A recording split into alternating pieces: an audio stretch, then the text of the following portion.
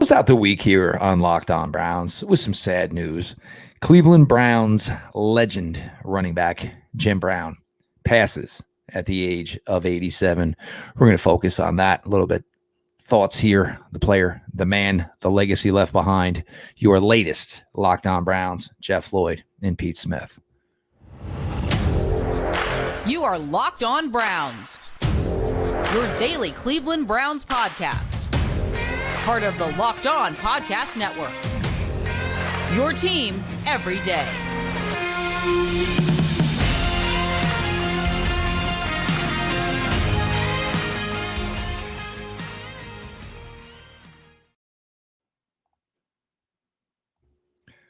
Welcome back, my friends, to the show that never ends, your daily delivery of all things Dog Pound, LGB on the LOB, the Locked On Browns podcast, brought to you by the Locked On Podcast Network, your team every day.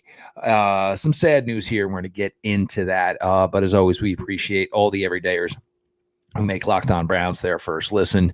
Of course, on YouTube, subscribe, notifications on, so when the content drops, you guys are all there to absorb it. And audio side, Locked On Browns, always available, always free wherever you get your podcasts. We got some other topics to get to today.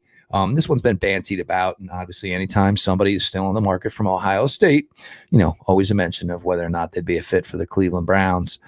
Our own current Cleveland Browns running back, Nick Chubb, will he be the one that can maybe one day be the only one mentioned with a player of the ilk of Jim Brown? But we started off here today. News coming today. Actually, the passing was yesterday.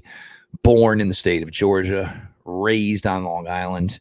As a high schooler, excelled in football, track, obviously lacrosse, as we all know. Once held the New York State record for averaging 38 points per game in high school basketball. Eventually, strangely enough, that record was broken by former Red Sox great Carl Yastrzemski on to Syracuse, where he excelled as a two-sport athlete. Probably the greatest, most talented player in Cleveland Browns history. Jim Brown has passed at 87. Certainly work off the field as far as, trying to, integrate and, being a part of that, making sure, that African Americans were being treated the same as everybody else. I think, for a lot of us, you look at this and look, for me, I can't go into detail as much as this as, some of you guys who listen to the show could. I'm sure Pete Smith can go a little bit deeper than I can. Neither one of us saw the man play, obviously, live. Fire. We've seen clips. Certainly a man who was certainly ahead of his time, physically, athletically. You always have those players who jump out when you see old stuff. He was just certainly way, way ahead of his time. But now we're talking about, what we got to see of him the last few years. And this is, you live to be 87 years old, you start to show decline. And that certainly was, a case here with Jim Brown over the last few years and, the limited public appearances he had. Pete, I think the irony here will always be, as great as a player as he was, I think that his name always becomes synonymous with this franchise when it matches up. There's never going to be a Bill Jaguar who plays for the, Jacksonville Jaguars or, Chris Chief or anything like that. The man was an incredible athlete, an incredible football player. And, yes, there is a black mark or two on his 87 years on this planet.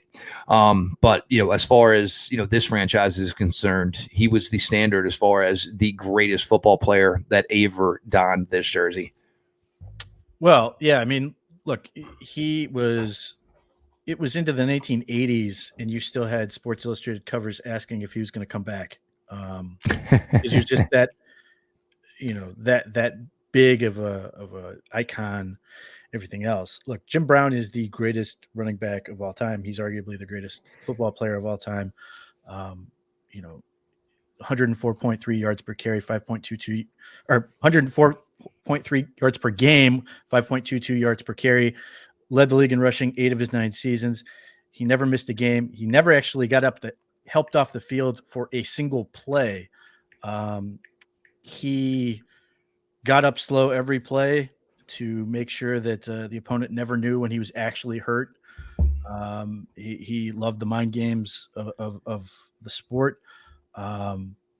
he used to race guys like Bobby Mitchell. He was like a 10-second 100-meter guy at Purdue or at Illinois. And he just Jim Brown could do basically everything that you could want on a football field. Just a outstanding player. And the thing is, like, he won his championship in 1964. And like part of the thing people like to make fun of is that, like, well, he's playing against all these, bad athletes and everything else. He only won the one championship. The NFL was pretty damn good when he played. Look, his pride and his temper are, those are ignominious qualities he had. Both of them is arguably his greatest strength and his biggest weakness, but he had a terrible temper. And that's where he runs into decades worth of issues with women. And look, like Marcus Allen will tell you a story that he played basketball with Jim Brown and thought Jim Brown was going to physically kick his ass. That's just how he was. And there are accounts where like Jim Brown beat guys up over golf. He took everything like he had to win and dominate the other person. And unfortunately, that got him into quite a bit of trouble. But you mentioned it. He's Dick Shapp, the old sports caster and everything else who played lacrosse in college, is one of many who thought he was the greatest lacrosse player ever. Barry Sanders' dad doesn't think Barry Sanders is better than Jim Brown, and like always held that over him. He's an icon. And like, if you can find the clip, and I attached it to the on Twitter to my article with Jim Brown. It's the 20 seconds of NFL films where he's compared to Superman. That's how he was viewed. Not Shaq, not Dwight Howard, not all these guys who like go, I'm Superman. No, that is what Jim Brown was. He was faster than everybody else. He was bigger than everybody else. He was stronger than everybody else.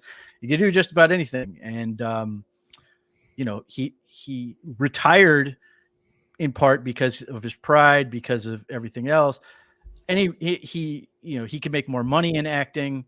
It obviously didn't take the toll on his body. I think in addition to everything else, there's a part of Jim Brown that didn't want to sort of have his get to a point where he was actually going to have to miss a game and sort of lose that part of himself. He took a lot of pride in that. And the other part is he was not interested in hearing Art Modell tell him what to do. And that's, once that happened and he threatened to fine him for missing camp because he was, I don't know if it was the Dirty Dozen at that point, but certainly a movie. And he said, no, I'm done, and walked away. And that's sort of who he was. He wasn't going to back down to anyone in that regard. And his movie career lasted far longer than his football career. But like so much of with Jim Brown is the fact that he cared for his career and he sort of looked after his career in a way that, like, give you the perfect example. LeBron James is still arguably the greatest basketball player in the world at 38. But if you watch the game, game 2 of the Western Conference Finals, you saw him sort of falter at points because he's 38 years old. He's not father time undefeated. Yeah. And Jim Brown never had that moment. And that's part of like the legend of Jim Brown is like everybody's bummed that he left early, but it's also that sort of enhances his legend that he did all these things. He ran out of things to do. Like, yes, he could have won more championships and that would have been great. Obviously for the Browns, the next year they introduced the Super Bowl. Like that would have been great, obviously, for the Browns who have not done it. And speaking of LeBron James, LeBron won Cleveland's first championship since Jim Brown did with that team in 1964. Look, he had more yards than anyone could ever conceive. That was a record that wasn't going to be broken until Walter Payton did it in the 80s. He had more touchdowns than anyone, and I could be wrong, but I don't think that got passed up till Jerry Rice did it. He was so far ahead of everybody else. And you mentioned his time at Syracuse. He got robbed of the Heisman Memorial Trophy over race when he lost it in 1956 to Paul Hornig, who was a great player, but he was on a 2-8 Notre Dame team and had to wait, 5 more years for Ernie Davis to win it. Also a Syracuse alum and sort of a protege of Brown's, who was obviously his teammate briefly. But yeah, he was at the front lines of civil rights, stood with Cassius Clay, who would become Muhammad Ali when he refused to fight in Vietnam. Jim Brown commanded a ton of respect in terms of he was a driving force to gather all of those, like that photo, that iconic photo around Muhammad Ali with all these legends of athletics. Kareem Abdul-Jabbar, who's like a baby at that point. I think he's like 8. Bill Russell and all these other great athletes, a number of great football players and the like, that Jim Brown could call and they were coming. Like that's the magnitude that he had. And so, Otto Graham and a number of players in the AAFC days and into the early NFL days won a bunch more championships than Jim Brown did. Clay Matthews heads the list of players who played a whole lot longer than Jim Brown did on the Browns. But, in part because Jim Brown, has lived as long as he has, he casts such a wide shadow, and he stayed involved with the team. Bill Belichick counted on him as an ally. He's been back recently in the past couple of years, doing more and more things to sort of be involved with the team. So he's inescapable. You mentioned the fact his name is Brown.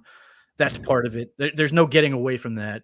But it's just he's been here the whole way, and he is his life has extended to a point where he's so much bigger than everybody else. He's a titan in that realm, and all things. I mean, not very many players die that get former presidents tweeting out their thoughts on the man. That's how big he was. But his failures were as bad as they get, and his successes were unmatched.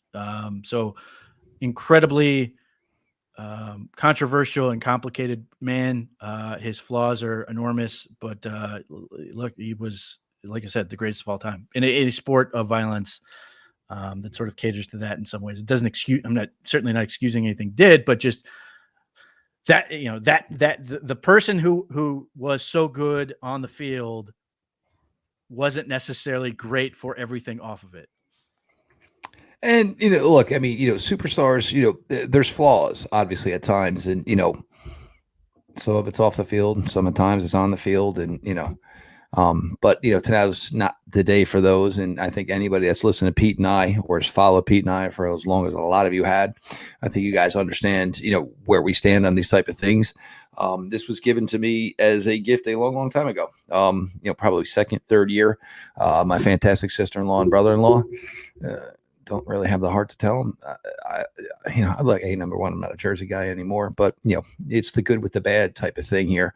But it felt appropriate to put it on today. It'll go back under the dry cleaner plastic with some of the others, after this is over. But obviously for all the old Browns fans, for anybody of you listening today, this is, obviously a difficult moment if you got. For the younger ones, you knew who he was, you knew what he was, never really got to get the full experience. But it's a sad day for a franchise when one of the most pivotal players in that franchise's entire history, and look, whether it was good, whether it was bad, somewhat good, somewhat bad, terrible, there's always that one guy that everybody, when they talk about a certain franchise, will say, oh yeah, well, we had him. And certainly Jim Brown was that guy. We're going to switch it up here. And Pete kind of talked a little bit about the shadow that Jim Brown, put maybe as far as players on this team. And as far as the running back position, there might be a guy who's, willing to maybe put himself, and he's getting there as far as echelon of being mentioned as, guys who had that type of talent at the running back position for the Cleveland Browns. And we will get to that next. Are you looking for a delicious snack, but don't want all of the sugar and calories? Then you need the best tasting protein bar ever. Built. You got to try this. If you're like me and you want to make healthier snack choices, but you do not want to compromise on taste, I've got just this thing for you. Built Bars and Built Puffs. Built Bars are healthy and they taste amazing. Seriously, they taste so amazing. You won't think they are good for you. Why are they so good? They are covered 100% real chocolate. Again, real chocolate. And they come in unbelievable flavors like churro, peanut butter, brownie, and cookies. and cream. I'm not sure how they do it, but these Browers only have 130 calories, 4 grams of sugar, and a whopping 17 grams of protein. We've talked for years about ordering your bars on built.com. Well, now you can go to Walmart. Walk to the pharmacy section, grab yourself a box of Built Bars. You can pick up a 4-bar box of cookies and cream, double chocolate bar, or coconut puff. Or you can go to Sam's Club, run in, grab a 13-bar box with our hit flavors, brownie batter puff and churro puff. And guys and gals, you can thank me later. Continuing through here, obviously the sad news of the day, Cleveland Browns legend today being Friday, Thursday. Cleveland Browns legend Jim Brown passed at the age of 87 years old. A long life filled with a lot of involvement in a lot of different things. And now, sadly, has passed on to the other side. But Pete, when we bring this up, and you talk about players and foundational pieces in an organization's history, and you and I, look, the fondness, and I remember going back to the draft cycle, and, I will always take my L. Sony Michel, hey, you got the rings. Nick Chubb has certainly got the recognition league-wide here. You talk about players, and, Jim Brown, you go 5.2 yards per carry. What is the one thing we all talk about with Nick Chubb? Over 5 yards per carry. He's just that type of player. Certainly handles his business, his life in a different way, less fanfare, does not want the recognition, does not seek the recognition. I think Nick Chubb is the kind of guy you're going to have to pull out of the NFL, as opposed for him to, bowing out gracefully, saying, you know what, I'm good here. Of course, a lot of that comes with, finances and money made. And this is things that are paved by the guys of Jim Brown and all the guys of the past, where you can have guys who can play 5-6 years, and hopefully if they manage everything correctly, their lives are set, and most likely their children's lives are set. And before we were getting ready to do this, and Pete's like, well, don't irk some of the fan base here. There are some that are going to say, well, don't forget about Marion Motley. Don't forget about. But Pete, come the end of 2023, there pretty much is probably going to be one running back that can even possibly be close at this point to being mentioned with a guy like Jim Brown. He's here now. He wears number 24, certainly handles his business a little bit different, quiet, tries to keep himself under the radar. But Nick Chubb, and there's been a long, long gap in between.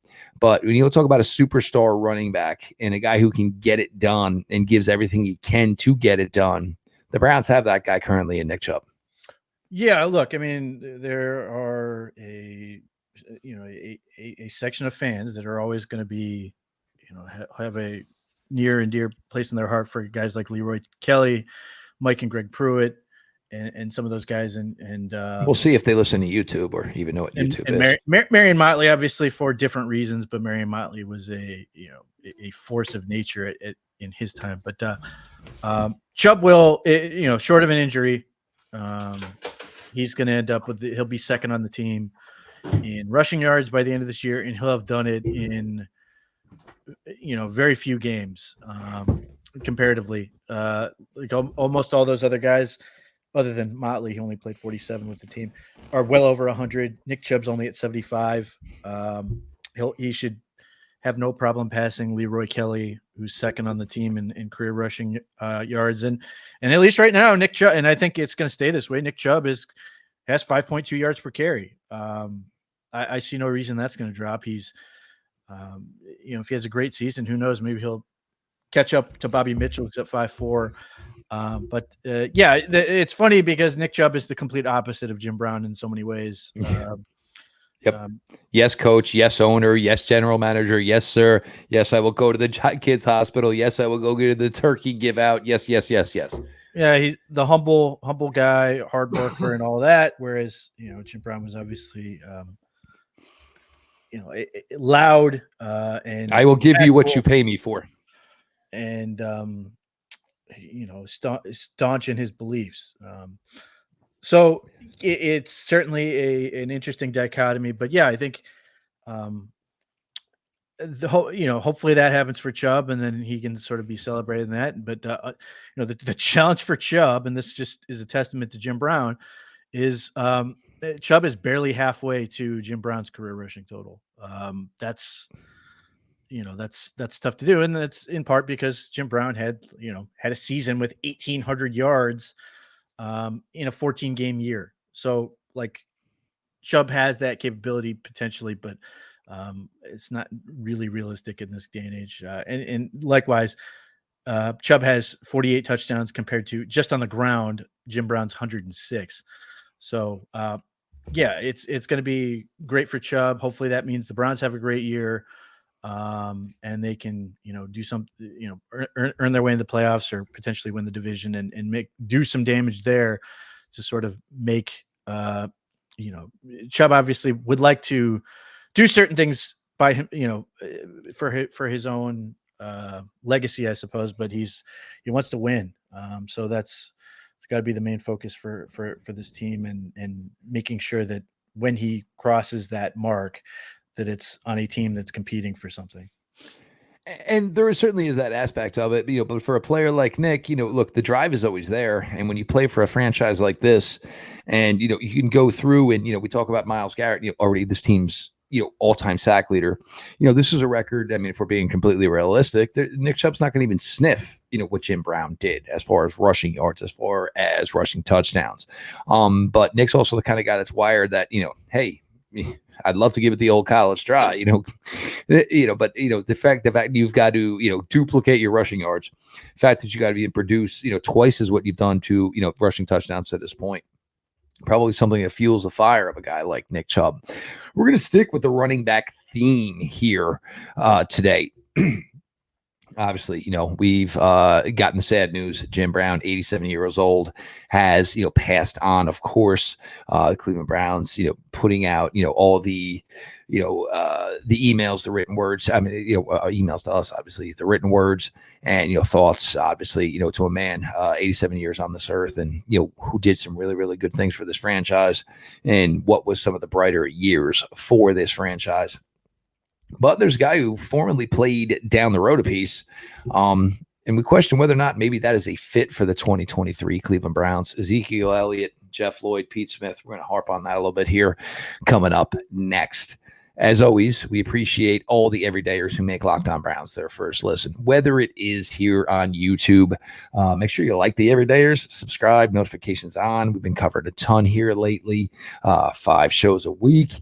We'll continue through here. We're going to start to get to the Hall of Fame type of stuff, with Joe Thomas going through that. OTA is coming, then obviously training camp, then the preseason where the Browns get an extra game here. Of course, the 2023 season as well, audio-wise, wherever you get your podcast. Locked On Browns is always available, always free. Thank you, everybody, for being along for this ride. Pete, I don't know where to go with this one, and obviously it becomes banter. If there is ever a Buckeye available, and even maybe so more this year, this time, where the Browns have, maybe things just broke right.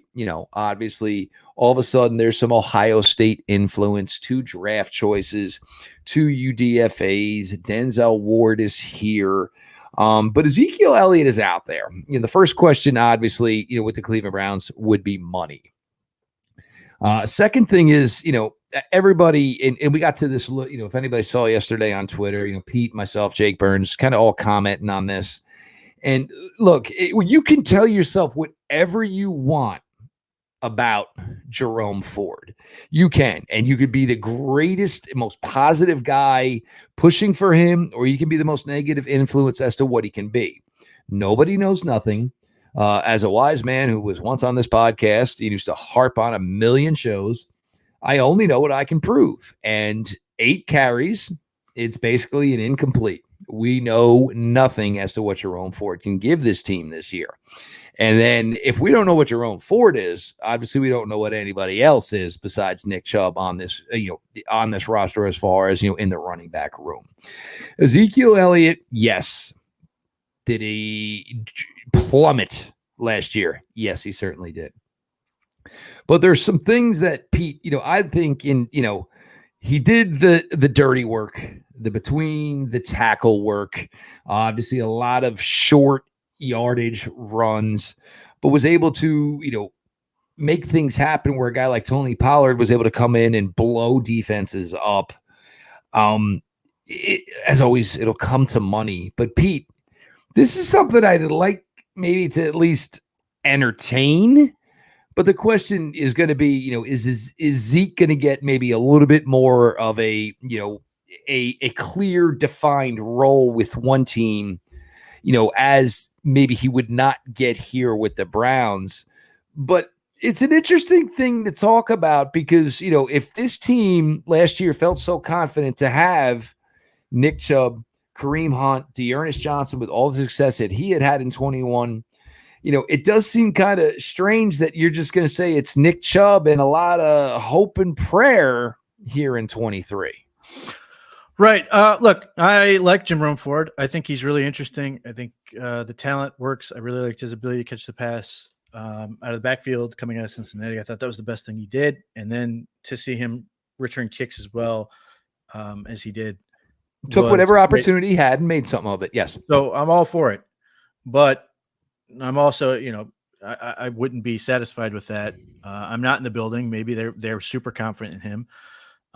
But I'm also sort of, I think the demise of Ezekiel Elliott has been vastly overstated at this point. Ezekiel Elliott has lost his step. I don't think there's any getting around that. But when he came out of Ohio State, he was arguably the most complete back I'd ever watched coming out of college. Oh, there's no question. You put on that Alabama game. Oh my good God. Well, I mean, he did everything at a really high level. Like if you needed to pass protect, he was great at it. If you needed him to lead block, he was great. Go out and catch a pass, he was great at it. And then as a runner, his vision, everything else is phenomenal. Like Ezekiel Elliott is a really, really intelligent football player. And he unless he's been poked in the eye and I don't know about it and lost something, his vision isn't gone. And you watch him, he still does things really, really, smart in terms of how you want a player to play. Like so much of, if it's 3rd and short, he's not dancing in the backfield. He's going to get behind his pads and go get a yard. But he still knows how to set up blocks. He still knows how to do all these other things. He's still a really good pass protector and he's still an effective receiver. And if you look at last season, you're probably going to go, ooh, that was really bad. And, I agree with you. I also would point to the fact that Dallas's offense was missing so much that they had the year before that sort of clogged some things up. They didn't have Amari Cooper anymore. Thank you. They didn't have a healthy, effective Michael Gallup. So it was CeeDee Lamb, Dalton Schultz a little bit, and then some guys. So that didn't help. The other part that I think works in Elliott's favor is if you just contrast what Ezekiel Elliott has been doing compared to what Kareem Hunt has been doing, Kareem Hunt's largest workload is still way less than Ezekiel Elliott's least, which was this past year. I think part of the intrigue, and obviously, look, the Browns have team doctors, they can evaluate him and all these other things, is that if you are asking him to do a whole lot less, you're probably going to get more for each time you give him the ball and do some of these other things. You give him a pitch count, maybe it's going to work a little better for you.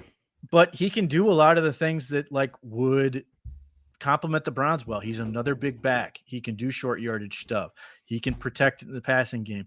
He's better in the To be honest, I mean, the one thing we always talk about with Nick is short yardage. Short yardage hasn't always been his most successful, part of his game. Is he?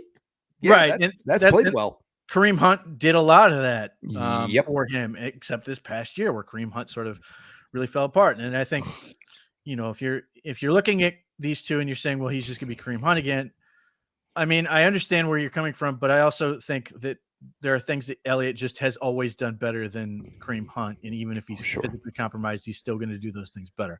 So again, if he's basically making the league minimum and is interested in the role that the Browns would have for him, where now it's Nick Chubb, it's still Nick Chubb's show, but now Jerome Ford gets to be put in the positions they want to put him in as opposed to the positions they need to put him in, because you still have Ezekiel Elliott who can complement you and do some other things. So it just gives you that 3-headed monster at that point. And I think that has more value than some people are suggesting. And I could be wrong. Maybe he is just done, but I still think, and the blocking is better in Cleveland too, and the offense may provide him some more space. I just think there's a lot of things that you can get a nice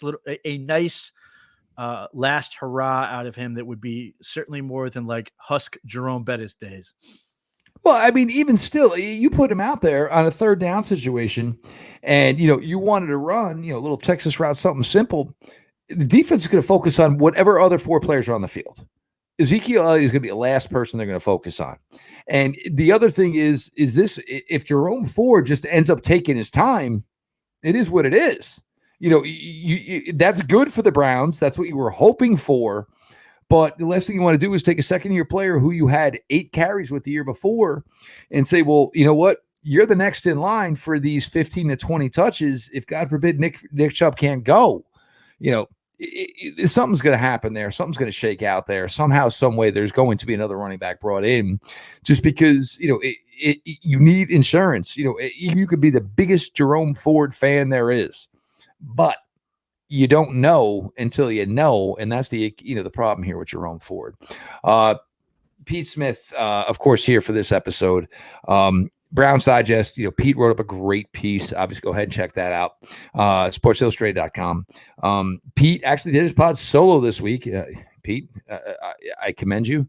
Solo pods, they are not fun. No, they are not easy. They are not.